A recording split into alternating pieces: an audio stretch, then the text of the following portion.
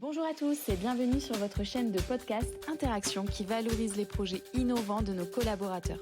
Chaque mois, nous vous présentons en vidéo un axe stratégique d'interaction de notre projet d'établissement 2024-2029 et à travers les podcasts, partons à la rencontre des acteurs qui font vivre ces axes au cœur de leur projet. 30%, c'est le pourcentage de déchets produits par le bloc opératoire d'un établissement de santé. Traitement des flux de déchets, modification des usages pour certains matériels ou gaz anesthésiants, le projet de Green Block du centre hospitalier de Valenciennes s'est déjà concrétisé par plusieurs actions au sein des blocs opératoires. Le détail avec Karine Dewali, cadre supérieur de santé du pôle de chirurgie, et Hélène Lebas, cadre de santé, infirmière anesthésiste.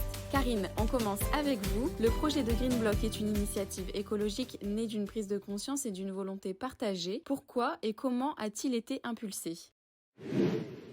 Le projet Green Block répond à une problématique nationale et entre par la force des choses dans la mise en place institutionnelle du projet d'établissement 2024-2029 engagé dans la RSE, comme le prévoit la loi RIST. Cependant, la réflexion et les premières actions initiées remontent à 2019 et sont le fruit d'une dynamique impulsée par les équipes qui avaient à cœur de diminuer leur empreinte carbone au sein même de leur milieu professionnel. C'est ainsi que nous avons su les embarquer plus facilement sur le sujet. D'autre part, tu me diras pourquoi Green Block ? Parce que le bloc est un des plus gros services pourvoyeurs de déchets au sein d'un établissement de santé. Il a également un impact non négligeable sur la production de gaz à effet de serre par le biais des gaz utilisés pour l'anesthésie des patients. Quelques chiffres clés, Chloé. Pour exemple, une intervention chirurgicale produit en moyenne 27 kg de déchets, soit l'équivalent des déchets d'une famille de 4 personnes sur une semaine. Et sinon, 1 kg de protoxyde d'azote équivaut à 298 kg de CO2 qui s'échappent en l'état dans l'atmosphère.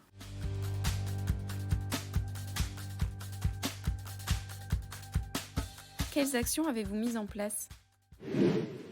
Au départ, les premières actions mises en place ont été celles qui demandaient le moins de moyens, c'est-à-dire le tri des déchets, dans le respect des consignes nationales et institutionnelles. Nous avons aussi engagé le remplacement des tenues à usage unique venant d'Asie par des tenues en tissu, gain sur le transport et l'empreinte carbone, ainsi que sur la quantité de déchets et développement d'une filière française de tenues en tissu. Ensuite, le bloc a initié une filière de déchets recyclables dès fin 2021. Je te dirais un peu comme à la maison, pour le plastique, le carton, tous les emballages, même ceux provenant des déchets alimentaires. Exemple, emballage de gants stériles, des champs opératoires. Nous avons aussi en parallèle mis en place une collecte des déchets métaux recyclables car nous utilisons beaucoup de dispositifs médicaux contenant des câbles en cuivre à usage unique. Le bloc s'inscrit aussi dans une démarche de responsabilité environnementale concernant les énergies dans le but de générer des économies thermiques et électriques sans dégradation de performance de l'utilisation des salles de bloc, bien évidemment. Nous avons mis en place un mode veille automatique 24 heures sur 24 des salles dès leur non-utilisation avec l'installation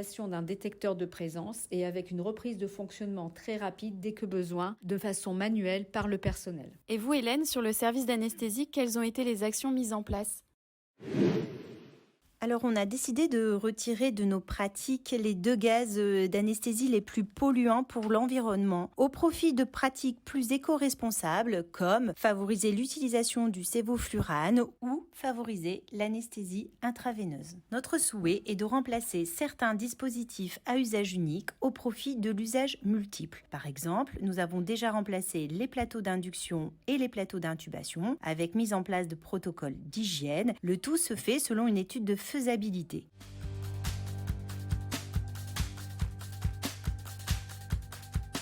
Vous avez trouvé une organisation qui concilie écologie, ergonomie et haute qualité des soins. Hélène, pouvez-vous nous expliquer la démarche de mise en place d'un tel projet ?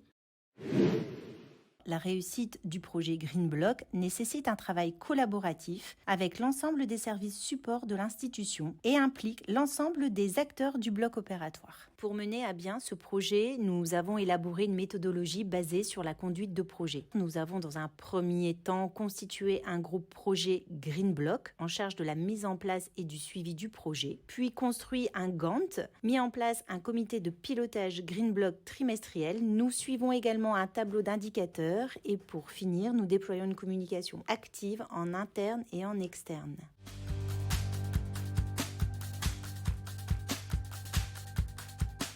Aujourd'hui, l'impact de la pollution sur la santé ne fait plus débat. À l'inverse, et vous nous l'avez démontré par quelques chiffres tout à l'heure, le secteur de la santé a un réel rôle à jouer pour maîtriser son empreinte environnementale. Justement, quels seront les impacts positifs du Green Block ?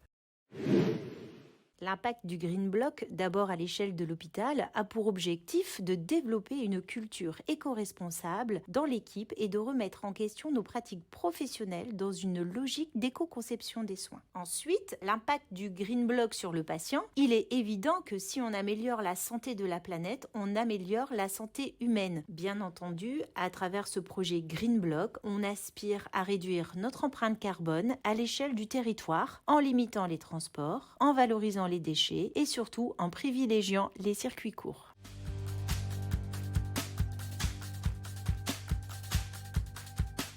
La démarche se poursuit avec de nouveaux objectifs qui sont autant de projets s'inscrivant dans un engagement éco-responsable fort. Comment voyez-vous le bloc opératoire de demain ? Comme Hélène l'a très bien dit, on ne peut pas soigner les gens pour des cancers et des maladies cardio-respiratoires liées à la pollution et continuer à polluer. Il faut intégrer les principes du développement durable dans la formation initiale des personnels travaillant au bloc, mais également dans les programmes de recherche et dans les actions d'amélioration de la qualité des soins. Les blocs opératoires qui seront prochainement construits devront inscrire la RSE dans le cahier des charges des travaux, des équipements économes en énergie, l'optimisation de zones de gestion des déchets, des matériaux plus écologiques, engager des achats éco-responsables, engager une sobriété numérique avec des éco-gestes numériques. Ce projet transversal nous permettra de créer du lien tout en donnant du sens et en valorisant les actions de chacun. Nous devrons aussi nous engager avec l'industrie en vue de faire progresser la thématique du développement durable en santé, notamment au sein des blocs opératoires. La révolution verte ne fait que commencer à l'hôpital et dans les blocs opératoires. Merci Karine, merci Hélène pour le partage de ces actions. Pour sauvegarder la santé humaine, il est donc primordial de s'occuper de la santé planétaire. Infrastructures, éco-gestes, protocoles de soins, les actions mises en œuvre se complètent et le plan d'action ne s'arrête pas là puisque de nouvelles initiatives sont d'ores et déjà planifiées. Un véritable exemple à suivre pour œuvrer en faveur de la santé environnementale et de la durabilité des soins. Merci pour votre écoute, vos actions et votre engagement quotidien. On se retrouve pour le prochain podcast qui portera sur le projet de création d'une école du management avec des actions inspirantes qui font vivre l'axe 4 de notre projet d'établissement Interaction 2024-2029. À très vite!